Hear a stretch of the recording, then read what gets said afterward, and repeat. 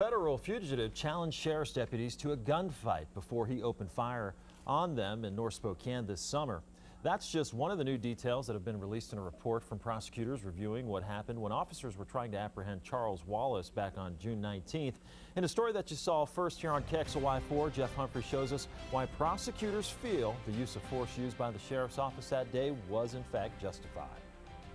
Well, Charles Wallace would have faced a laundry list of charges, including attempted murder, if he had not committed suicide at the end of a wild chase.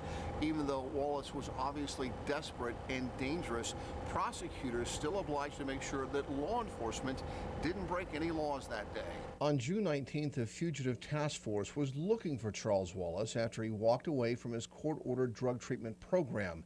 When they felt they had spotted him leaving a Newport Highway motorcycle shop, the undercover officers asked a pair of patrol deputies to pull Wallace over.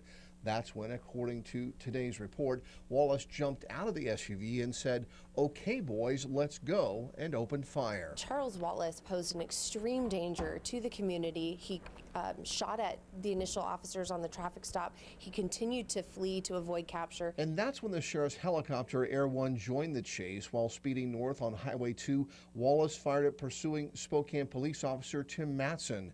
That's why prosecutors feel Deputy Dan Dutton was justified when trying to pit Wallace's getaway car in Riverside, a maneuver that Wallace recovered from. Prosecutors think that given that Wallace had already tried to kill several people, Deputy Shane McClary was also justified at shooting at Wallace's car as he sped through Deer Park.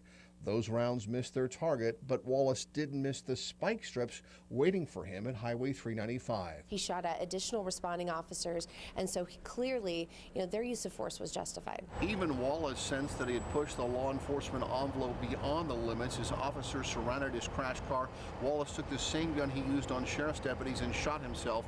Unfortunately, the officers that Wallace tried to kill that day have still not returned to duty because of their injuries. Reporting at the prosecutor's office, Jeff Humphrey, KXLY4.